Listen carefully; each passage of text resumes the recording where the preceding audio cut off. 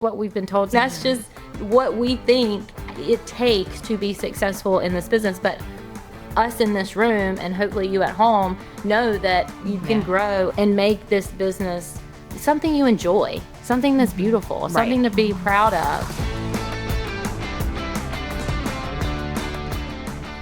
Hello. Yeah.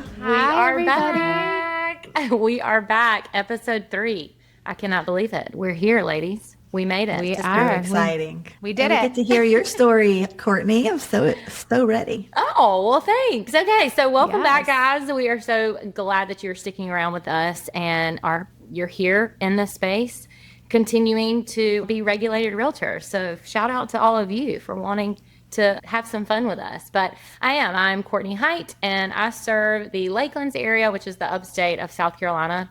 Those that are not familiar where Greenwood, South Carolina is, it's about 45 minutes from Greenville, and there's a lot happening. So we've had a lot of growth in our area, especially since COVID. And if you listen to our last episode, Jen mentions that COVID year. So since COVID, we have really grown, and my business took off. I have been in business for 12 years, but that was definitely the year that it kind of went nuts. If y'all don't agree. Yeah. Definitely took off. But a quick little snapshot of my life right now.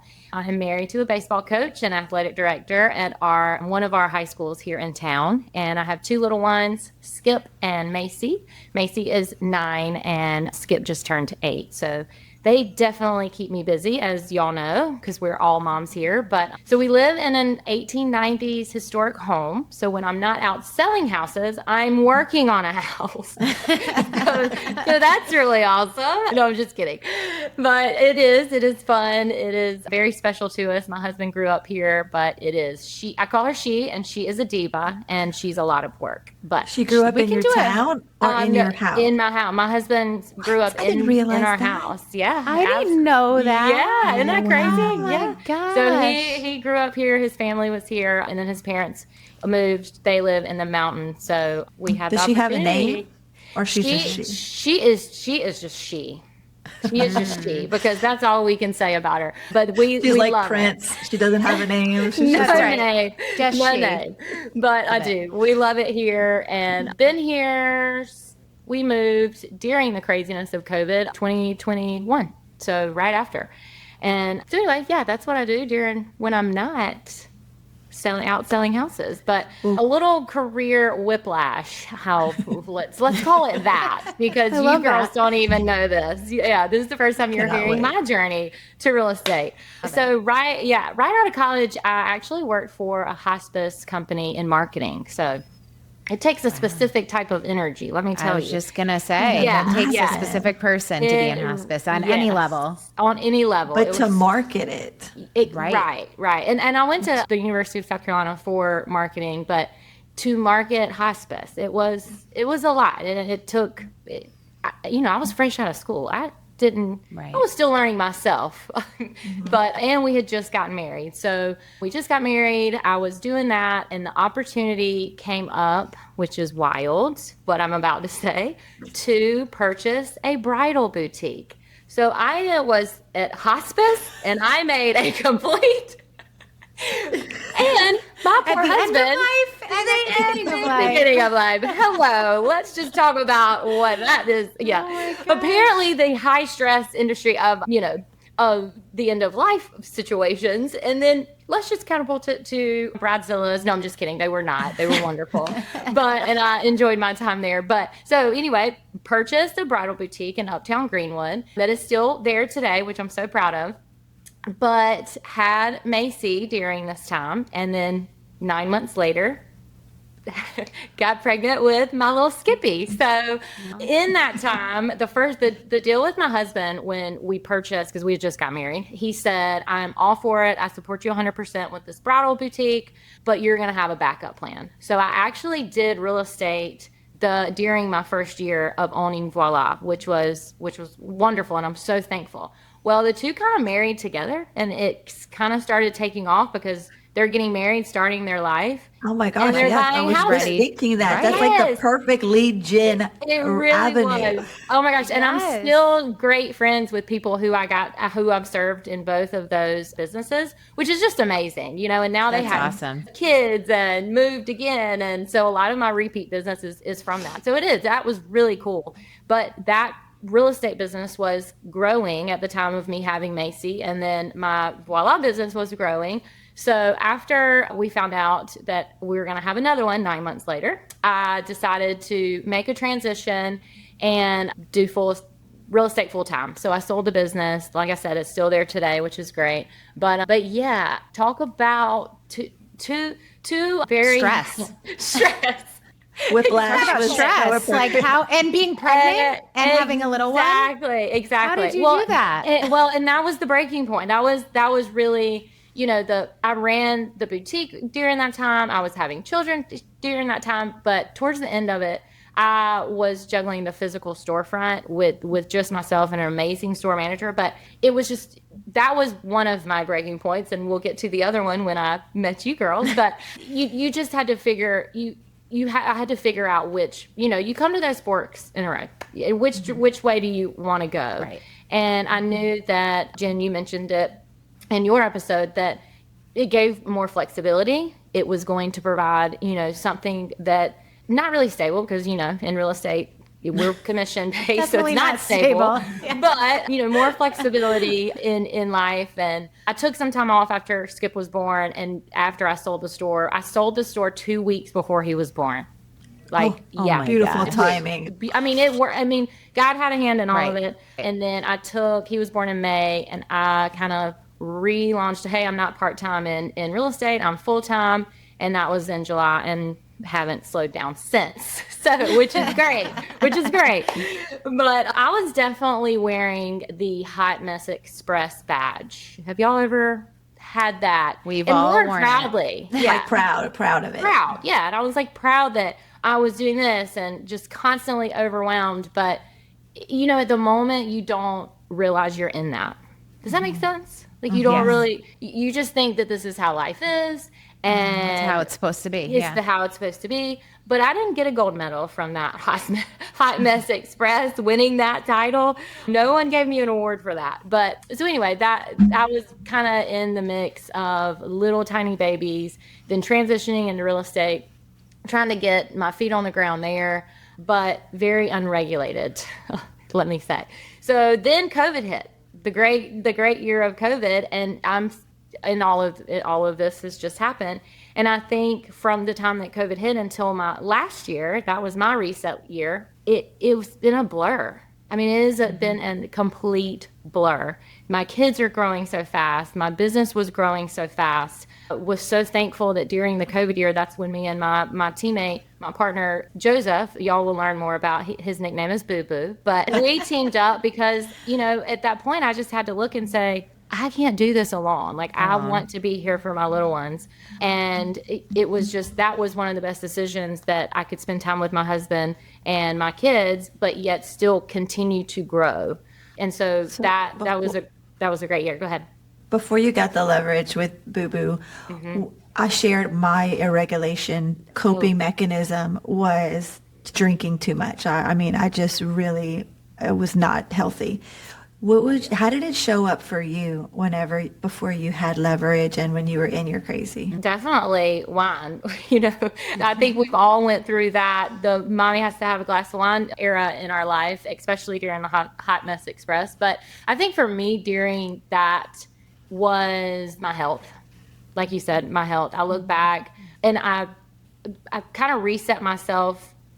Probably I tried a year before stepping into Emily's program, but I still had to catch myself. Like I was like, I just need something. Did y'all feel that? Like it was like, okay, I'm trying to make changes, but what is that? I just need a kickstart, a really big kickstart, because it's just not working on my own.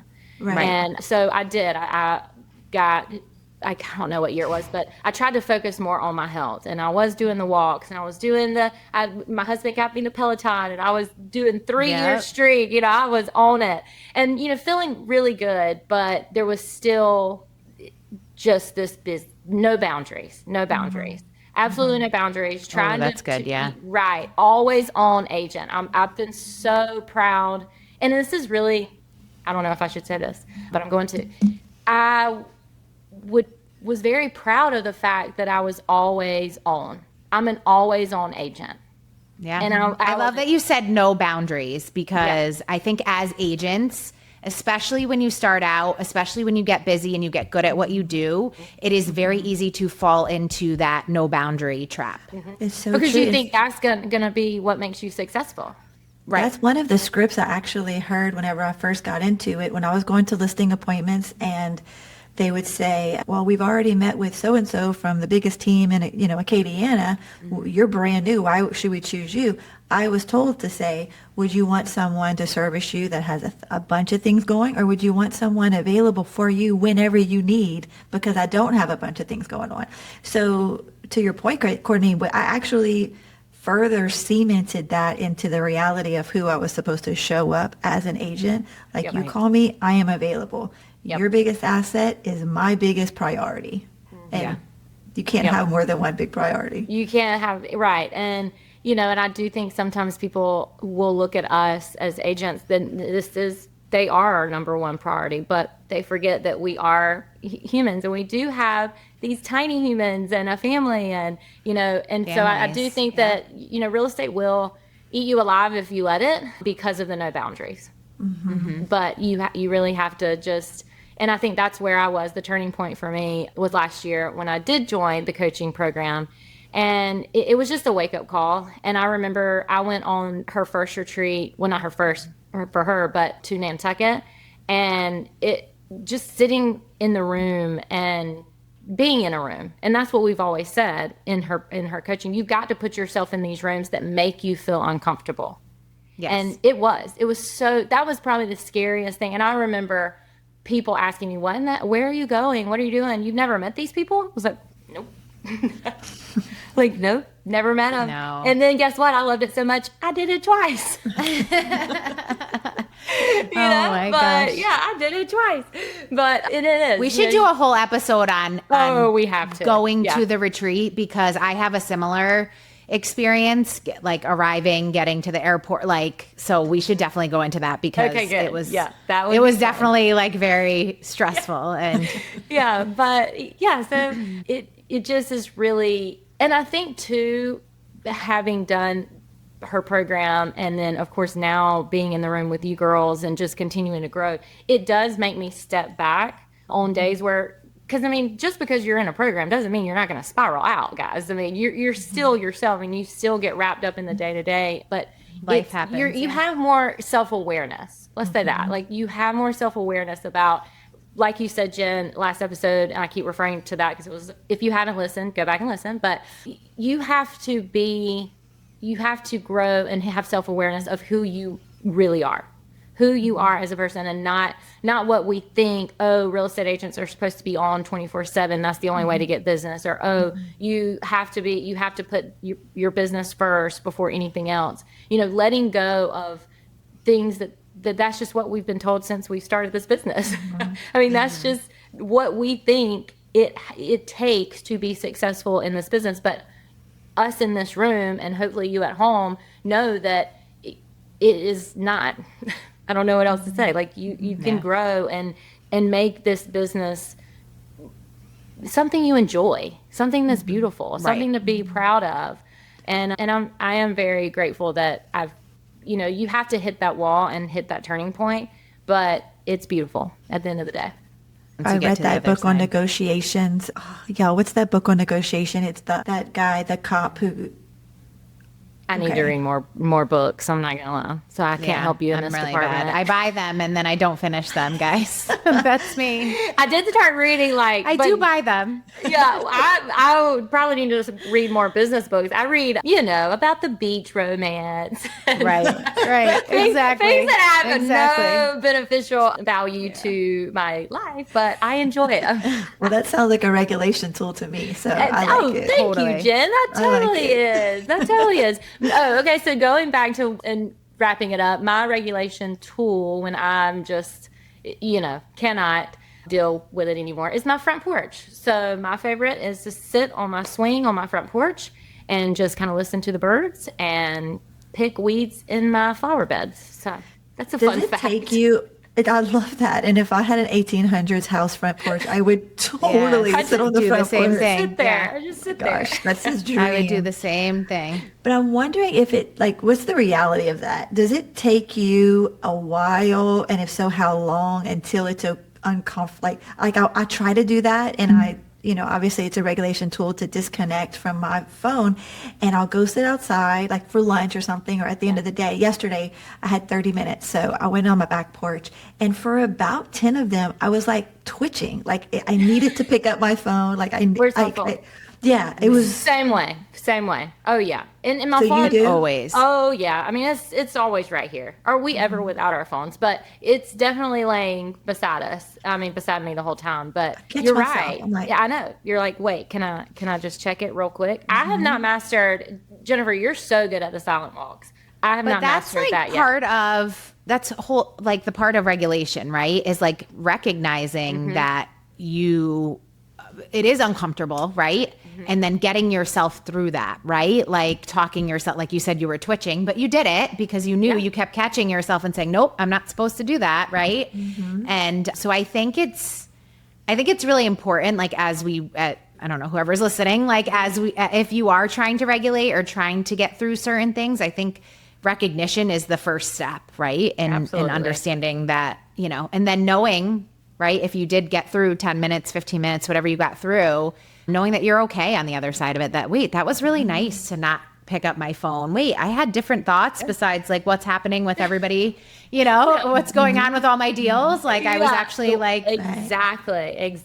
It's so true. It's not to shame yourself for the, I'm shaming myself for the twitch. Like it's not a shameful thing. It's like, okay, you can do hard. You chose hard and you did hard. And you did totally opposite thought of why am I twitching? Why is this so hard for me? And it goes back to our deals. Every transaction that we have is so different in real estate. We never know. We never know what we're gonna.